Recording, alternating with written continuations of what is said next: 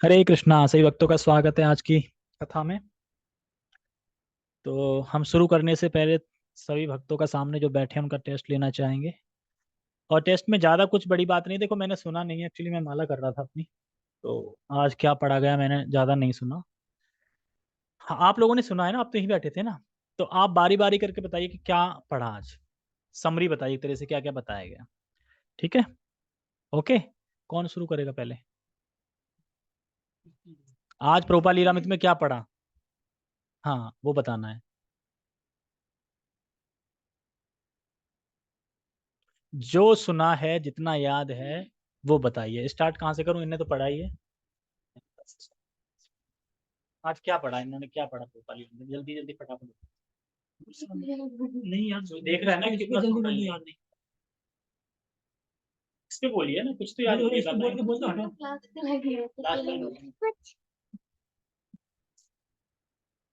जल्दी बताओ। आधे घंटे रीडिंग क्लास हुई प्रोपाली में। आप सब चारों यहीं बैठे थे शाम। क्या सुना? बस इतना बता। कि जो सुना है वो रिपीट कर देंगे। हाँ, तो मुझे पता है कि आधे घंटे का पूरा तो कोई नहीं बता सकता, बट 1 मिनट 2 मिनट तो कोई जो बता सकते हैं। मुझे तो बस क्लास के 5 मिनट का भी याद ऐसे नहीं ऐसे।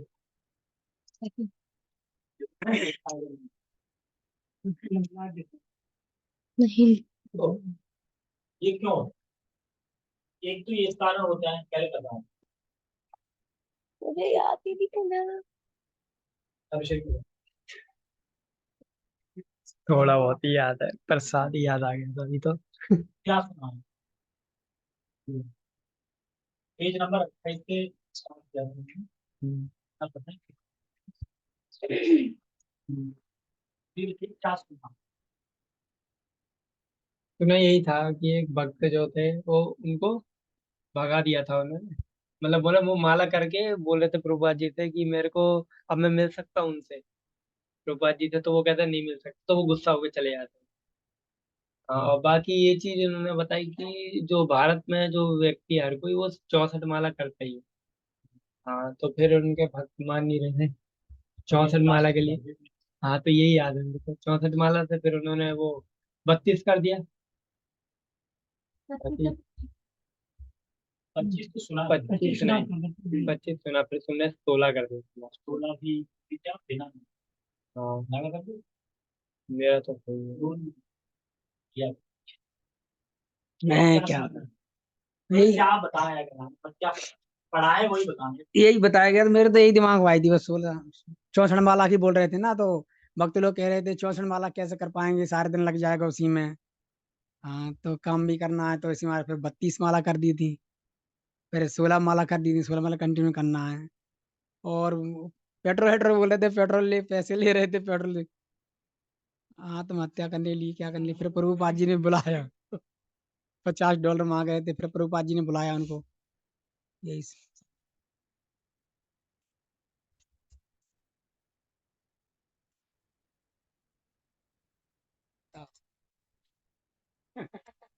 जो सुना हमने जो सुना था वो सबने बताया था। वही बात। और बोलो, शर्म क्या है इसमें? बोलो, अगली बार से पक्का अगली बार बताएंगे। जरूर है। नहीं, कसम से इस बार जो भी है, हरे कृष्ण बोल, जो भी सुना है कुछ तो सुना हो, कान में गया होगा। बाकी सब लोग एक सच में। सब वही वही चीज बिना बता दो रहे मैंने यार, पकड़ पकड़ पकड़। हैं। मैं आगे तो स्टिक हो गए थे क्या? नहीं, वो तो मैं आगे तब पढ़ रहे थे। मतलब थोड़ा इससे और पहले इससे पहले शादी 20 याद आ मिनट गई। क्या कुछ दीक्षा वाले में नहीं सुना? कि बहुत दीक्षा। सुन रहे थे कि तो मुझे आए थे तो तो माइक दो। उसने क्या था मुझे माइक याद, नाम याद नहीं है ना। मतलब माइक पकड़ के बोल जाते हैं। नाम याद नहीं। माइक। तो ये हाल है कि प्रभुपाद के बारे में क्योंकि इतना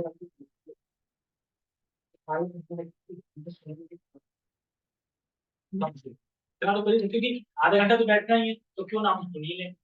नहीं सुनते तो है, आज वैसे भनभना रहा हो, जल्दी सो ही नहीं पा रहे हैं। मैंने पढ़ा नहीं है, फिर भी शायद टॉपिक यही चल रहा था कि प्रभुपाद दीक्षा की बात चल रही थी स्टार्टिंग में, दीक्षा देना चाहते थे, और जब दीक्षा दे रहे थे तो भक्तों को 4 नियम भी पता नहीं था कि 4 नियम क्या होते हैं।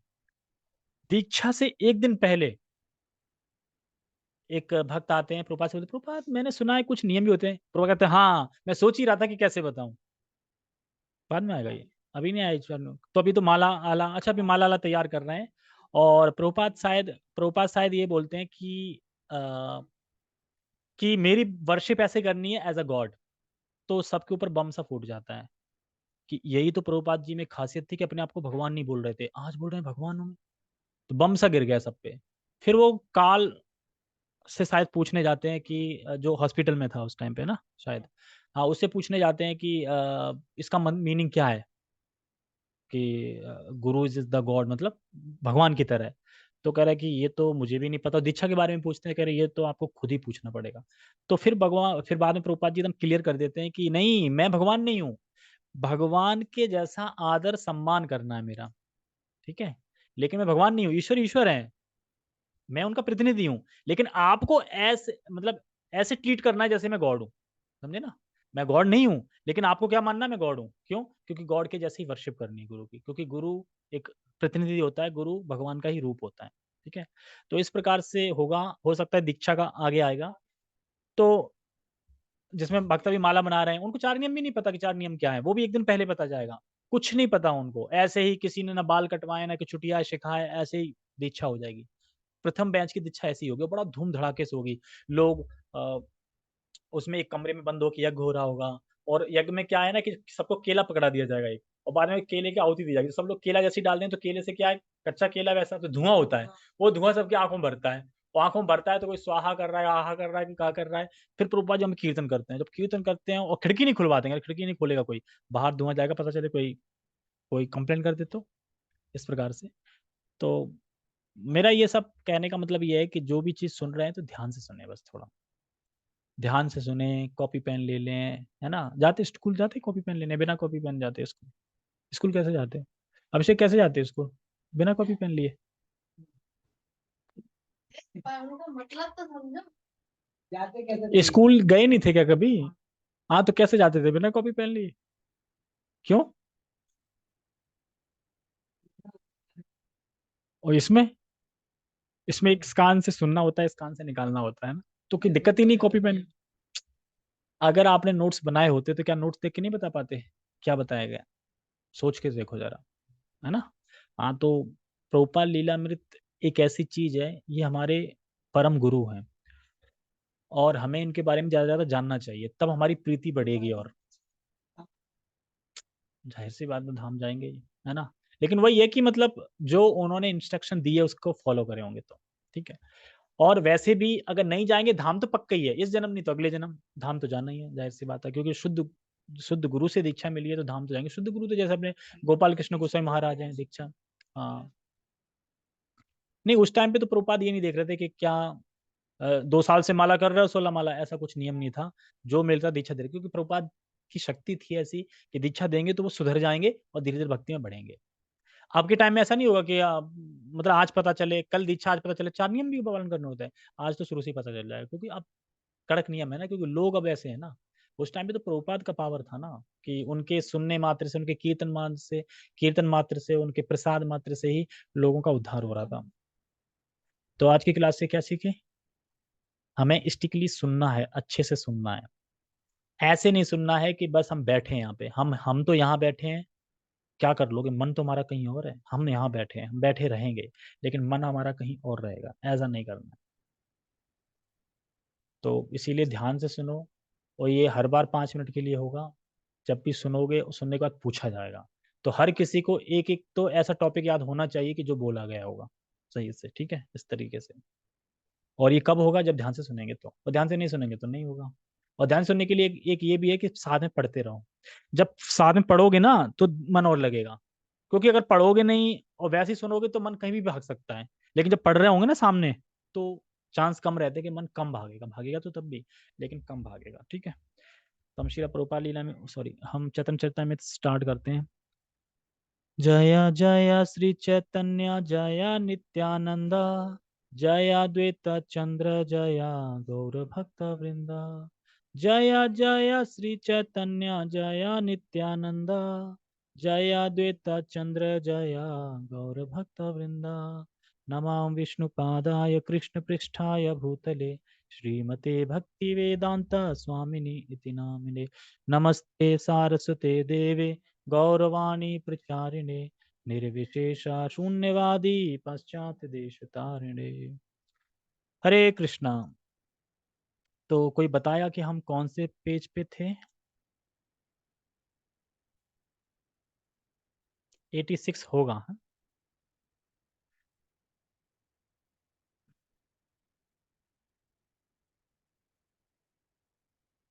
अच्छा,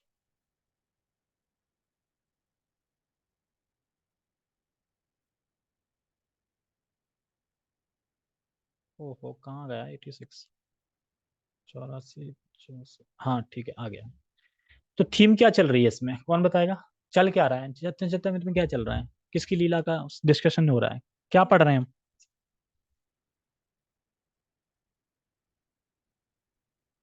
नित्यानंद प्रभु के बारे में बताया गया। हाँ, सबसे पहले बताया गया उनके पार्षद भक्तों के बारे में, कैसे वो पहले आ चुके थे। उसके बाद नित्यानंद प्रभु के बारे में बताया गया कैसे आए थे। अब मेन डिस्कशन शुरू हो रहा है आविर्भाव, यानी चैतन्य महाप्रभु का आविर्भाव स्टार्ट होगा इस श्लोक से। क्योंकि सची माता बहुत खुश थी कि उनके कोक में, मतलब उनके मन में आ गए थे। किनके मन में? जगन्नाथ मिश्र के मन में कौन आ गए थे? चैतन्य महाप्रभु आ गए थे। जैसे कि वहां पे वासुदेव के मन में आए थे, सेम टू सेम वैसे ही चल रहा है, जैसे कृष्ण लीला में वैसे यहाँ पे चल रहा है। उसके बाद आप बताएंगे कि किस प्रकार एक ब्राह्मण को शालिग्राम की सेवा करनी चाहिए उसके बारे में, और तत्व से बताया जाएगा, बहुत सारे श्लोकों को कोट करके बताया जाएगा कि ये कोई भौतिक संघर्ष से, संसर्ग से उत्पन्न कोई पुत्र नहीं हुआ था, ये दिव्य पुत्र थे। और ये बिना संबंध के ही, मतलब कि डायरेक्ट मन में आके और डायरेक्ट कोक में आके वैसे ही प्रकट हुए थे जैसे कृष्ण प्रकट हुए थे। ये बताया जाएगा बहुत सारे श्लोकों को कोट करके, तो इसलिए इसका तात्पर्य बहुत बड़ा है। क्योंकि उसमें श्रीमद् भागवतम के बहुत 10th कैंटो के बहुत सारे श्लोकों को कोट किया गया है यहाँ पे, कि वहां ये बताते हैं, उस टीका में ये बताते हैं, ये आचार्य ये बताते हैं, ये आचार्य ये बताते हैं। कुल मिला के समझना यही है कि ये कोई हस्बैंड वाइफ का वैसे पुत्र उत्पन्न नहीं हुआ है जैसे कि जनरली होता है, वैसे नहीं है। ठीक है, यही चीज बताई जाएगी मैन। और थोड़ा ब्राह्मण का बताया जाएगा कि उन्हें शालिग्राम की पूजा करनी ही चाहिए। यहाँ ब्राह्मण है कोई? शूद्र है हम, शूद्र से भी गिरे हुए नीचे हैं। शालिग्राम भगवान नहीं पता है तो रखते हैं, हो सकता है उनको चाय भी पिलाते हो, क्या पता। एता बलि बहरे हर्षित हैया, शालग्राम सेवा करे विशेष करिया। तो इस प्रकार से बोल के दोनों हर्षित हुए और दोनों ने शालिग्राम की सेवा को और बढ़ा दिया। कल हम पढ़ रहे थे ना कि 4 प्रकार के लोग भगवान की शरण में आते हैं, एक दुख में, एक पैसे के लिए, और जब उनका काम पूरा हो जाता है तो उसके बाद क्या करते हैं? भगवान को छोड़ देते हैं, मतलब निकालते हैं। लेकिन यहाँ पे उल्टा हो रहा है कि शची माता जगन्नाथ मिश्र को जब पुत्र की प्राप्ति हो गई, मतलब आ गए पुत्र, लग रहा है कि हाँ कोख में है कोई, तो उसके बाद और उन्होंने सेवा बढ़ा दी। जैसे गोविंद की सेवा बढ़ाई थी पहले, क्यों? क्योंकि विश्व रूप प्रकट हुए थे। विश्व रूप मतलब बड़े भाई उनके, चैतन्य महाप्रभु के, यानी बलराम जी। और अब कौन आ रहे हैं? चैतन्य महाप्रभु निमाई। तो अब शालिग्राम की सेवा और विशेष कर दी।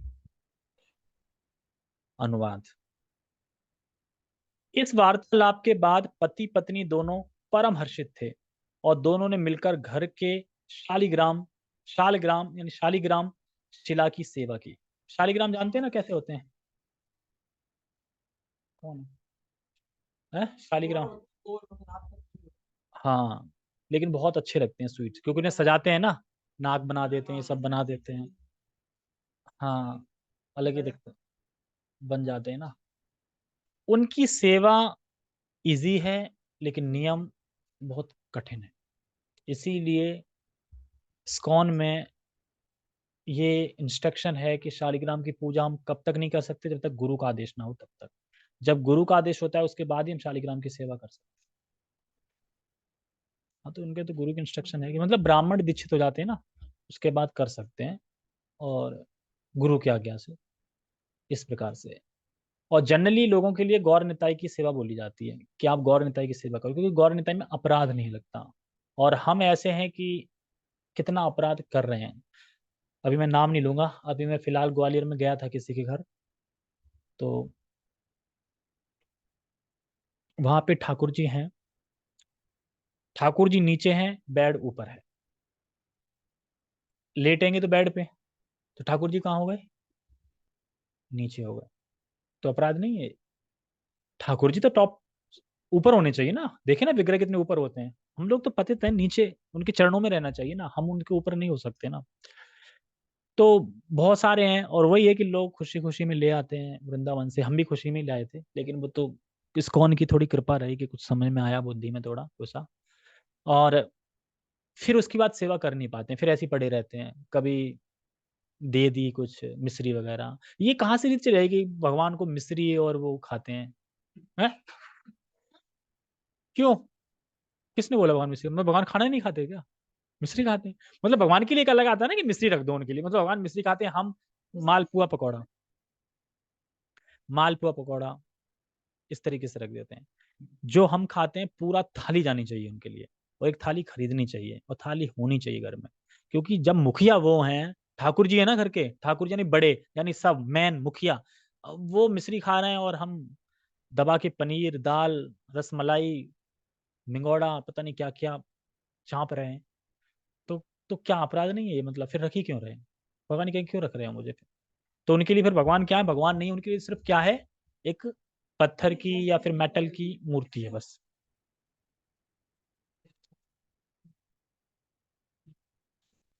वही तो कि शौक शौक से ले आएंगे, लेकिन पता नहीं है। लेकिन फिर भी इतना तो है कि अगर वो घर में है तो उन्हें खाना तो खिलाना चाहिए, इतना तो पता होना चाहिए ना।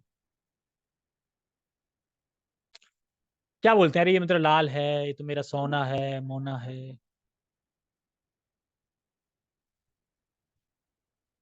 चलो ठीक है, कम से कम इंडिया में ये तो है कि मानते तो हैं, है ना। चलो ये ठीक है, लेकिन वही है, कहने का मतलब ये है कि गौर निताई को रखना चाहिए। गौर निताई का इसलिए रखना चाहिए, तो क्यों ले आए?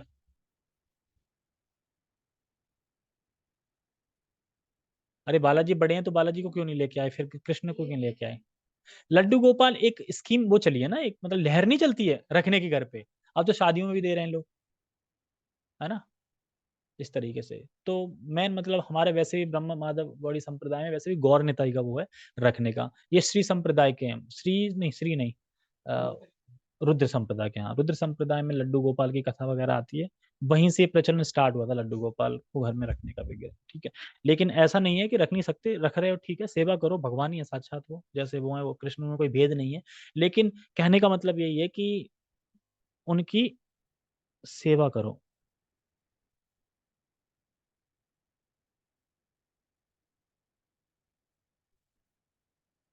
ठीक है, तात्पर्य क्या?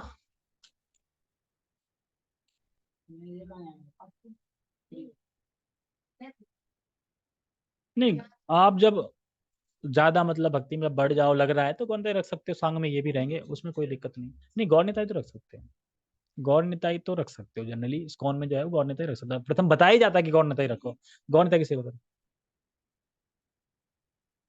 नहीं, गौर निताई ले सकते हो, उससे कोई दिक्कत थोड़ी है। वो लड्डू गोपाल रहेंगे तो एक घर में कितने तो विग्रह होते हैं, उसमें कोई दिक्कत थोड़ी है। तो वो तो तुम्हारे ऊपर है, तुम सेवा कर पाओगे कि नहीं कर पाओगे। आप अगर सेवा कर सकते हो तो लाओ, नहीं सेवा कर सकते हो तो फिर तो लड्डू गोपाल नहीं है। जैसे कि हम एक टेम्पल में जब जाते हैं, तो टेम्पल में छोटा जो विग्रह होता है उसमें बहुत सारे विग्रह होते हैं ना, उसमें राधा कृष्ण भी रखे हैं, मदन मोहन भी रखे हैं, ये भी रखे हैं, तो वो तो उसके लिए तो सब समान समान बराबर है, वो सबकी सेवा कर रहा है। उसी तरीके से अगर टेम्पल बड़ा है, घर में है, भाव है, और कर सकते हो, तो गौर निताई आके रख सकते हो। रखो, अपनी सेवा करो। तो लड्डू जैसे लड्डू गोपाल नहा रहे हो वैसे उनको नहलाओ, वो तो सेम हो गया ना एक तरीके से, उसमें कोई दिक्कत नहीं है। रख सकते हैं, मतलब कि गौर निताई देखने में अच्छे लगते हैं ना ऐसे करके, और उनका इजी भी है, स्टेप भी है, और ज्यादा मतलब अपराध भी नहीं लेते हैं ना, इस तरीके से। विशेषकर हर ब्राह्मण के घर में सारे परिवार द्वारा पूजा करने के लिए शालग्राम शिला होनी चाहिए। यह प्रथा अब भी चालू है, लेकिन लोग यहाँ पे चतुर्वेदी द्विवेदी ब्राह्मण तो होते हैं, लेकिन शालिग्राम वो क्या होता है? शालिग्राम, शालिग्राम नहीं होता, जानते ही नहीं थे शालिग्राम की पूजा करनी चाहिए। अगर ब्राह्मण हो तो शालिग्राम की पूजा होनी ही चाहिए, यानी ये पहले पक्का था। जो ब्राह्मण है शालिग्राम है, शालिग्राम में तो भोग लगता है, भोग तो मतलब प्रसाद ही मिलता है उसके घर पे। लेकिन अब क्या ब्राह्मण के घर प्रसाद मिलता है? लोग तो ब्राह्मण बोल बोल के ये बोलते हैं कि मैं मीट पैक करके ले जाऊंगा, मैं ब्राह्मण हूं, मैं मीट पैक करके ले जाऊंगा, ऐसा बोलते हैं। और सोचो कहाँ जा रहे हैं लोग। अरे ये बोलो मैं ब्राह्मण नहीं हूं, मैं मीट पैक करके ले जाऊंगा, ये तो चलो ठीक लग रहा है। मैं ब्राह्मण हूं तो मैं भी मीट पैक कर ले जाऊंगा, मेरा हक पहले है। अच्छा आपका हक पहले है। हाँ लेकिन ब्राह्मण को नरक में भी स्टार्टिंग में फर्स्ट वही रहेगा, वहां भी फर्स्ट रहेगा, वहां भी दूध कहेंगे। हाँ बहुत तंगड़ी तोड़ी है ना, बहुत ज्यादा। आज ही मैं सुन रहा था क्लास में, आज ही मैं सुन रहा था कि ना तो बाइबल में और ना तो कुरान में कहीं नहीं लिखा है कि मांस खाना चाहिए। और आ जाओ कंपटीशन कर लो, कहाँ लिखा है बाइबल में या फिर उसमें। बाइबल में तो ये लिखा है तू वध नहीं करेगा, दाउ इट्स नॉट किल, ऐसे करके कुछ शब्द आता है 10 कैंटो। जैसे कि अपने भगवत गीता के कितने संस्करण है इस दुनिया में फेक, है ना। जन कितने सारे लोगों ने टीका लिख रखी है, किसी ने अपनी टीका, किसी ने टीका। कुरान में भी होगी ऐसी, पर रियल जो कुरान होगी उसमें नहीं लिखा। और लिखा भी है तो लोगों ने समझा नहीं है। समझाने वाला भी तो होना चाहिए ना। जैसा हमारे शास्त्र में भी लिखा है कि हम मांस खा सकते हैं बलि चढ़ाकर। कब बलि चढ़ानी है? दुर्गा को चढ़ानी है। और कब चढ़ानी है? अमावस्या के दिन। यानी महीने में एक बार अमावस्या के दिन, मतलब एक बार वो दिन बताया गया है, उस दिन आप भोग लगा के, मतलब चढ़ा के खा सकते हो। किसके लिए? तमोगुणी लोगों के लिए। अब हम पढ़ लें, अच्छा खा सकते हैं। तमोगुण उसमें, और तमोगुणी लोगों के लिए, क्योंकि तमोगुणी लोग मानेंगे तो है नहीं बिना खाए। तो कम से कम ये महीने में एक बार खाएंगे तो 28-29 दिन तो कम से कम हत्या नहीं करेंगे ना, बचेंगे ना। और बाकी दिन तो सतोगुण में रहेंगे ना, क्योंकि मांस नहीं खा रहे। सतोगुण जब बढ़ेगा धीरे धीरे तो वो भी छूट जाएगा। तो छुड़ाने के लिए है ये, ना कि खाने के लिए बोला जा रहा है। लेकिन लोग क्या है, बोला है ठीक है आप खाइए, जैसे बोला है शास्त्र में वैसे खाइए, और वैसे खा नहीं पाएंगे वो। क्यों? अमावस्या के दिन भोग लगा के प्रॉपरली नहीं खा पाएंगे। तो फिर कौन करेगा इतना झंझट, खा ही नहीं पाएंगे। इस तरीके से तो चीजें छुड़ाने के लिए बोली गई हैं, इसलिए। और कुरान के जो बता रहे थे प्रभु जी, जो मेन कोई हेड हैं, और तो वो खुद बता रहे थे, मतलब वो खुद उन्होंने स्थापित किया है कि कुरान में नहीं लिखा मांस खाने के लिए। तो जो लोग जानते हैं वो नहीं खाते, जो रियल मुस्लिम, मतलब जो जानते हैं, जिन्होंने रियल कुरान पढ़ रखी सही से। आज एकादशी थी, आज क्या पार्टी हुई मेरे ऑफिस में, सुन वर्णन करेंगे तो सुन नहीं पाओ। मेरे सर तो सर पीट रहे हो, आज एकादशी है, शिट, खा नहीं पाऊंगा। बताओ कितनी जीभ ललचा रही। लेकिन वहां पे एक से एक आतंकवादी है ना, मतलब राक्षस कुल। 60 रुपए का प्रभु जी टिफिन आता है ना, पैक करके ले जाओ। हिंदू है, पैक करके ले जाओ, खूब ठसमा ठस पैक करके कल खाना। हाँ ये सही कहा, ऐसे लोग हैं वहां। एकादशी आज नहीं खानी हमारे पास में मॉडल है, तो वो काम करके आते हैं, तब का काम रोटी मारने दिया। हाँ उसने सोचा कि तो वो गए हमारे लिए बताते थे कि ये कर्म करोगे तो अंदर मिल जाएगा, ये करोगे तो अच्छी होगी। हमारे में सीधा ही बताते हैं भैया कि सीधा आदमी मर गया तो काम खत्म, दोबारा दोबारा जन्म नहीं होगा। हमारे सीधा बोलते हैं ये नहीं मार रहा, कहते हैं सजा चल रहे। मैंने सही कह रहा है, माजे बात मान जाओ, तुम्हारा जन्म होगा ही नहीं, मैंने किसी इंसान का होगा नहीं, तो क्या पता क्या होगा। कोई कर्म ही ऐसे मन की, तुमसे पैदा होते ही ये सिखाया जाता है तुमको काटा पेड़ी खाया ना, तो कहाँ से दोबारा आओगे? आओगे नहीं। अच्छा दोबारा जन्म नहीं होगा। लेकिन कई मुस्लिम तो कहते हैं यार अच्छा काम कर लो जहन्नुम जाएंगे, नहीं तो जहन्नुम जाना पड़ेगा या फिर जन्नत। तो जब जब मरने के बाद जन्म ही नहीं होता तो जन्नत कैसे चले जाओगे फिर? कुछ होता ही नहीं तो। हाँ वही है ना, मिस गाइड। क्योंकि कलयुग में बताया गया ना, मिस गाइड भी होंगे लोग, मतलब जो बता देंगे ना कहीं से वो मान लेंगे इस तरीके से। जैसे कि प्रभु जी एकादशी का उद्यापन कब करना चाहिए, हाँ, उद्यापन कब करना चाहिए? आप जाएंगे कोई तथाकथित पंडित के पास, बता देगा इस दिन करना चाहिए, कर लेंगे, यानी मिस गाइड। मतलब ये बताओ कि एकादशी आप रख क्यों रहे थे?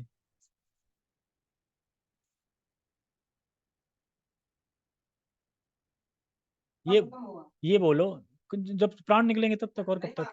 ये ये क्वेश्चन करना चाहिए, उससे ये क्वेश्चन करना चाहिए कि एकादशी व्रत रखते क्यों,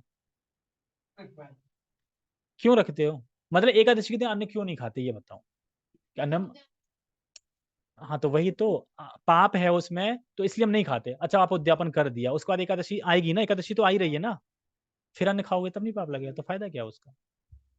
ये चीज देखनी चाहिए। ठीक है, इसीलिए कह रहे हैं ब्राह्मण जो है उससे शालिग्राम की पूजा करनी चाहिए। जो लोग ब्राह्मण जाति के हैं और ब्राह्मण कुल में जन्मे हैं उन्हें शालिग्राम शिला की पूजा करनी चाहिए। दुर्भाग्यवश कलयुग की प्रगति के साथ तथाकथित ब्राह्मणों को ब्राह्मण परिवारों में जन्म लेने का तो बड़ा गर्व रहता है, किंतु वे शालिग्राम शिला की पूजा नहीं करते। देखा ना, हम ब्राह्मण हैं, हम चतुर्वेदी हैं, हम ये हैं, हम वो हैं, और बाकी सब चल रहा है घर पे दबा दब। वास्तव में यह प्रथा पुरातन काल से चली आ रही है कि ब्राह्मण परिवार में जन्म लेने वाले मनुष्य को हर हालत में शालग्राम शिला को पूजना चाहिए, हर हाल में करनी चाहिए, तभी वो ब्राह्मण है। कोई ब्राह्मण वही तो। अब जब कलयुग में बताया गया है मिसगाइड रहेंगे लोग, मंद भाव रहेगा, उल्टे चलेंगे, सब चलेंगे। हाँ, वही है ना, वो वाला वो आती ना कि एक कुएं का पानी सड़ गया था, तो एक कुएं में सड़ गया ना पानी, तो अब दूसरी पीढ़ी दर पीढ़ी उसी कुएं से पानी पिएगी, मर रही है पी पी के पानी, पिएगी उसमें। क्यों? क्योंकि हमारे बारह बाप परदादा इसी में पीते थे, हम भी पीते थे, वही पीते थे, वही पीढ़ी दर पीढ़ी चली आ रही है ना। भेड़ चाल, भेड़ चाल समझते हैं ना? एक भेड़ अगर किसी चीज को नाकेगी तो सब नाकेंगे, तो वही है, किसी ने गलती करी है तो सब पीछे गलती करेंगे, सुधारेंगे नहीं। जैसे कि जब कृष्ण छोटे बालक थे तो उनके पिताजी जब इंद्र की पूजा करते थे तो प्रथा चली आ रही थी ना, तो प्रथा को नहीं तोड़ सकते। तो यानी हम आंख बंद करके प्रथाओं को निभाते रहेंगे फिर? इसका मतलब तो यही हुआ ना, आंख बंद कर लो और निभाते रहो प्रथा को। जहां जब पता चल गया कि ये करेक्ट है तो सुधार लेना चाहिए ना उस चीज को। ऐसा थोड़ी कि जो गलती कर रहा है वो गलती रिपीट करते रहना चाहिए, चलती रहनी चाहिए भाई। कृष्ण भावनामृत समाज के कुछ सदस्य शालग्राम शिला की पूजा का प्रचलन करने के लिए उत्सुक हैं। मतलब कृष्ण भावनामृत में शालिग्राम की पूजा करनी है, क्या रख सकते हैं, मतलब बहुत उत्सुक रहते हैं। तो हम जानबूझकर इससे दूर रह रहे हैं क्योंकि कृष्ण भावनामृत आंदोलन के अधिकांश सदस्य ब्राह्मण कुलों में उत्पन्न नहीं है। कुछ समय बाद जब हम यह देख लेंगे कि वे सब वास्तव में ब्राह्मण आचरण को दृढ़ता पूर्वक प्राप्त कर चुके हैं, तब शालग्राम शिला की पूजा शुरू कर दी जाएगी। क्योंकि देखो सब ब्राह्मण तो है नहीं कौन में, लेकिन ब्राह्मण बनने का प्रयास कर रहे हैं। और जब गुरु देख लेते कि अब ये ब्राह्मण बन गया, ब्राह्मण दीक्षा के लायक हो गया है, अब ब्राह्मण मतलब गुण से कर्म से हो गया है, दृढ़ प्रतिज्ञ है ब्राह्मण के रूप में, तो फिर स्टार्ट हो जाएगी शालिग्राम पूजा इस तरीके से। तो टेंशन मतलब यहाँ भी शालिग्राम आएंगे, अभी नहीं आएंगे, जब आगे चल के पहले दीक्षा होगी फिर ब्राह्मण दीक्षा होगी, अगर प्रगति कर रहे हैं भक्ति में, भगवान की कृपा रही तो। इस युग में शालिग्राम शिला का पूजन उतना महत्वपूर्ण नहीं है जितना कि भगवान नाम का कीर्तन। प्रभुपाद दूसरी बात भी बता रहे हैं, कोई टेंशन मतलब। यह शास्त्र का आदेश है, हरेर नाम हरेर नाम हरेर नाम एव केवलम, लो नास्तेव नास्तेव नास्तेव गतिर अन्यथा।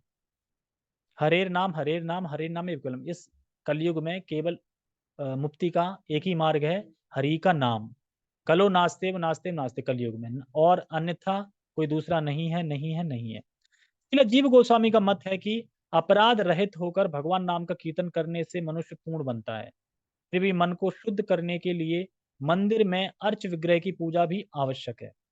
अतएव जब मनुष्य की आध्यात्मिक चेतना उन्नत होती है या वह आध्यात्मिक पद पर ठीक से स्थित होता है, तब वह शालिग्राम शिला की पूजा कर सकता है।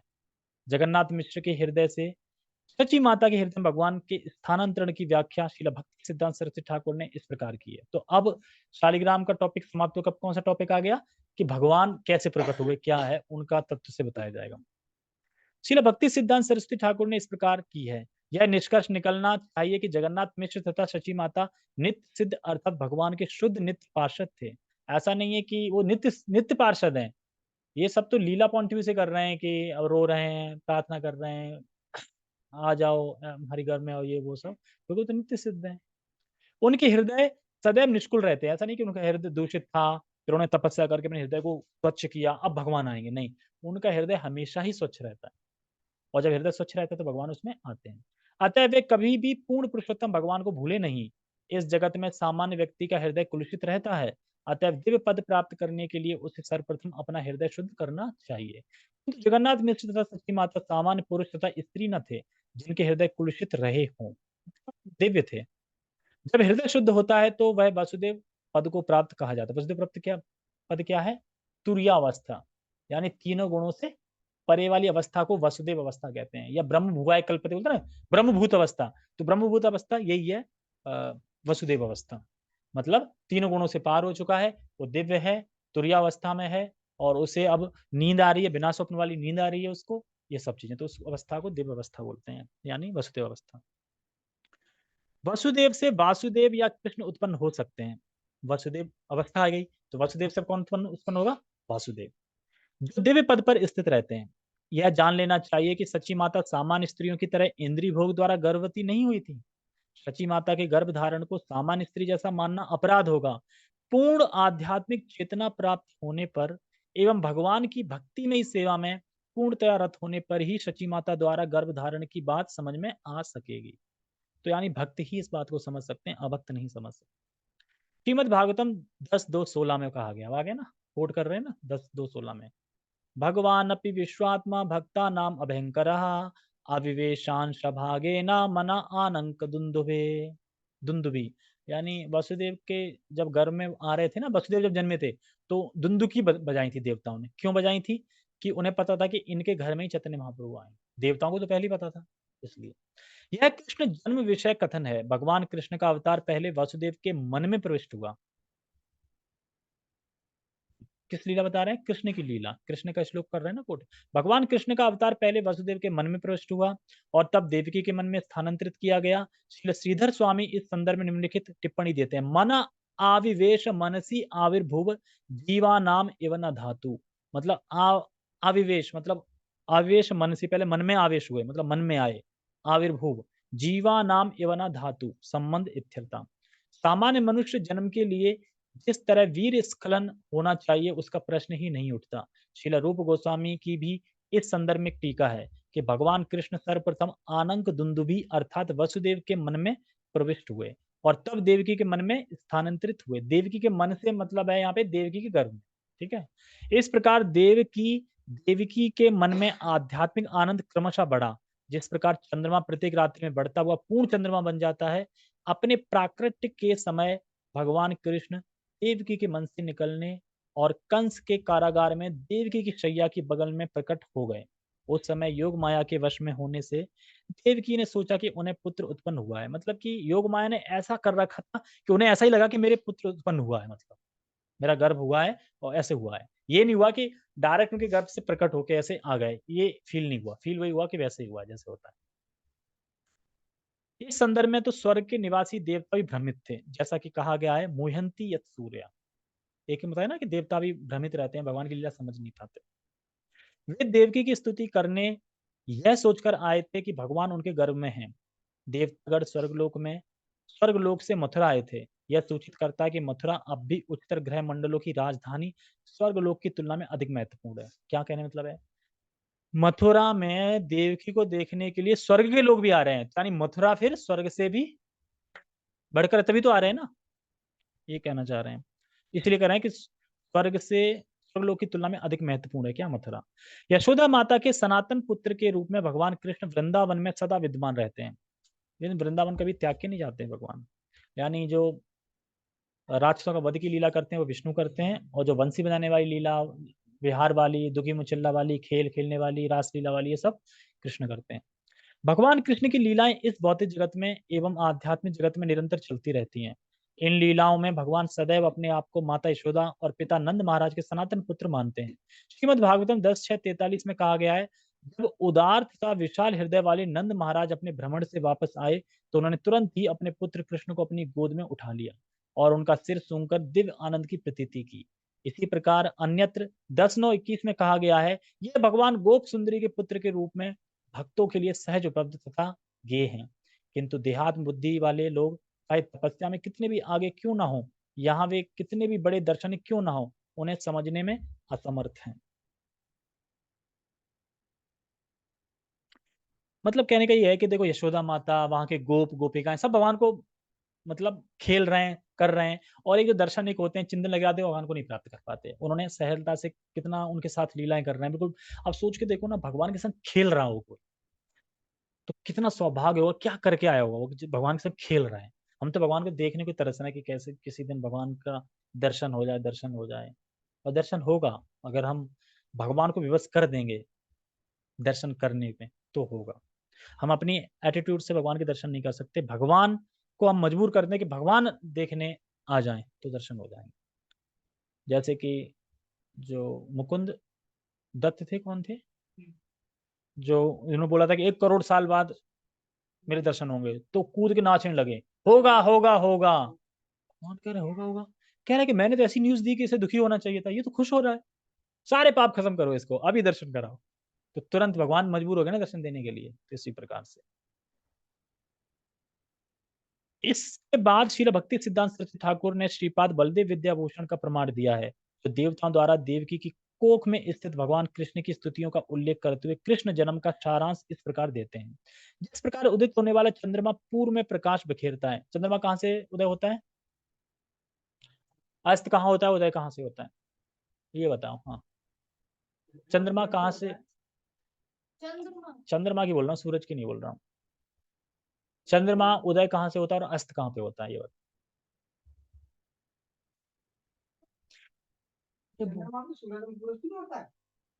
हम तो इनसे पूछ रहे हैं ना, भूल गई। अच्छा, वो एक त्योहार आता है करवा चौथ, किधर से चंद्रमा निकलता है?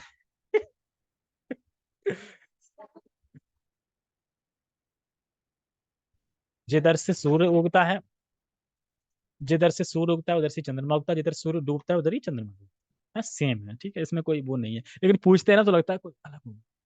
वही है।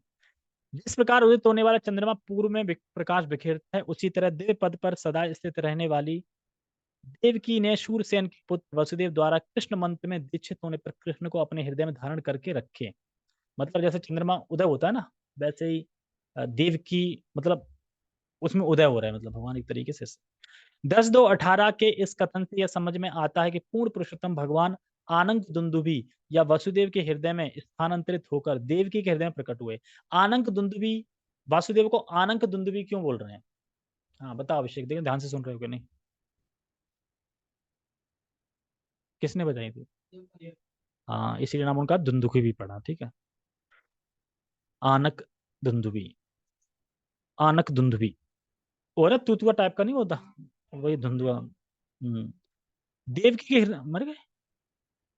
देवकी के हृदय में प्रकट हुए श्री बलदेव विद्याभूषण के अनुसार देवकी के हृदय से देवकी का गर्भ ही निराहित है। नहीं, देवकी के मतलब वसुदेव के मन से देवकी के हृदय में, हृदय का मतलब गर्भ, ठीक है। क्योंकि श्रीमद् भागवतम 10:2-41 में देवतागण कहते हैं श्याम्ब ते कुछ गत पर पुमान, हे माता देवकी, भगवान पहले से आपके गर्भ के भीतर हैं। अतः वसुदेव के हृदय से देवकी के हृदय में भगवान के स्थानांतरित होने का अर्थ यह है कि देवकी के गर्भ में स्थानांतरित हुए। इसी तरह चैतन्य महाप्रभु के आविर्भाव के प्रसंग में चैतन्य चरितामृत की ये शब्द विशेष सेवन करे गोविंद चरण, वे विशेष रूप से गोविंद के चरण कमलों की पूजा करने लगे। इसके इसके सूचक हैं कि जिस प्रकार भगवान कृष्ण वासुदेव के हृदय से निकलकर देवकी के हृदय में चले गए, उसी प्रकार चैतन्य महाप्रभु जगन्नाथ मिश्र के हृदय से सती देवी के हृदय में स्थानांतरित हो गए। श्री चैतन्य महाप्रभु के आविर्भाव का यही रहस्य है। तो हम कौन सा चैप्टर पढ़ रहे हैं? चैतन्य महाप्रभु का आविर्भाव। तो यही आविर्भाव है, इस तरीके से आविर्भाव हुआ, समझे ना। सामान्य पुरुष या जीव के जन्म जैसा नहीं मानना चाहिए, यह विषय समझने में थोड़ा गूढ़ है, किंतु भगवत भक्तों को कृष्णदास कविराज गोस्वामी का कथन समझने में तनिक भी कठिनाई नहीं होगी। ठीक है, श्लोक क्रमांक 87 को हम कल पढ़ेंगे, क्योंकि इसमें त्रयोदश आएगा, फिर उनका समय गणना आएगा, कब पैदा हुए, फिर पूरा ज्योतिषी वाला चलेगा, यहाँ कुछ समझ में नहीं आएगा कि कहाँ कैसे गणना हो रही है, क्या हो रहा है, नक्षत्र क्या है क्या नहीं है, ठीक है। ओके, जगत गुरु शिल प्रभुपाद की जय, चैतन्य चरितामृत की जय, निताय निताय गौर प्रेमानंदे, हरि हरि बोल।